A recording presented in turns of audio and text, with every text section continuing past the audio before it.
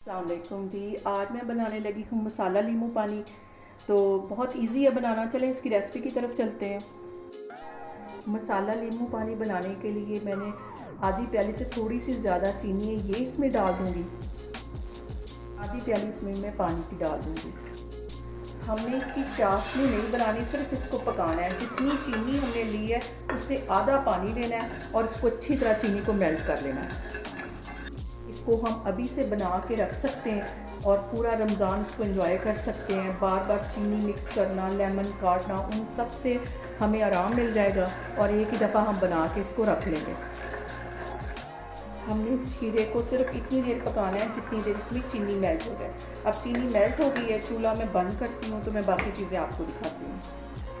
आधी प्याली के करीब मैं इसमें नींबू का रस डाल दूँगी। तो सारे ये नींबू मैं से काट लेती हूँ, तो फिर इसका रस निकाल के तो फिर उसमें डालूँगी। फिर मैं आधी प्याली के करीब लेमन का रस निकाल लूँगी। लेकिन एक बात का आपने ख्याल रखना है कि गरम गरम चाशनी में ये लेमन जूस नहीं डालना, ठंडी होगी तो फिर डालूँगी। ये सारे लेमन का मैं ऐसे ही जूस निकाल लेती हूँ, तो फिर आगे मैं दिखाती हूँ। मैं यहाँ पे लेमन के छिलके भी ज़ाया नहीं करूँगी। किचन टावल धोते वक्त ये छिलके उसमें डाल दूँगी, तो उससे हम किचन साफ़ करेंगे तो इतनी अच्छी खुशबू आएगी और सारी जो किचन की स्मेल होती है मसालों की वो ख़त्म हो जाएगी।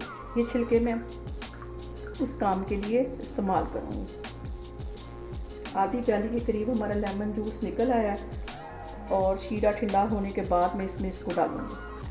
आधी प्याली के करीब मैंने इधर लेमन जूस भी निकाल लिया है और वो हमारा शीरा भी ठंडा हो जाए उतनी देर तक मैं इसका मसाला पीस लेती हूँ। इसके लिए मैंने 1 टेबलस्पून के करीब की काली मिर्चें ले ली थी और 1 ही टेबलस्पून मैंने इसमें सौंफ ले ली थी।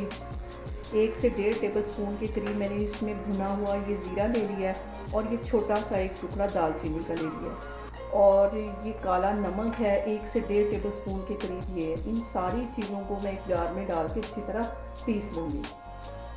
ये सारी चीज़ें मैंने अच्छे से पीस ली थी। अब इसे मैं ऐसे ही एक डिब्बे में बंद करके रख लूँगी।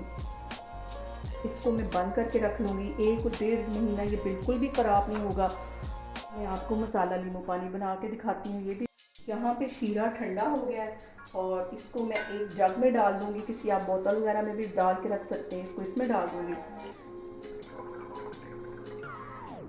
और ये वाला लेमन मैं इसके अंदर डाल दूँगी।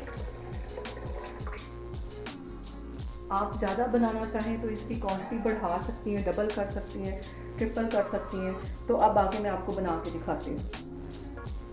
यहाँ पे हम अपना मसाला नींबू पानी जो है इसको थोड़ा सा डेकोरेट भी कर लेते हैं ताकि देखने में भी हमें बहुत अच्छा लगे। थोड़ा सा इसके ऊपर ऐसे लेमन लगाऊंगी और इसके अंदर इस वैसे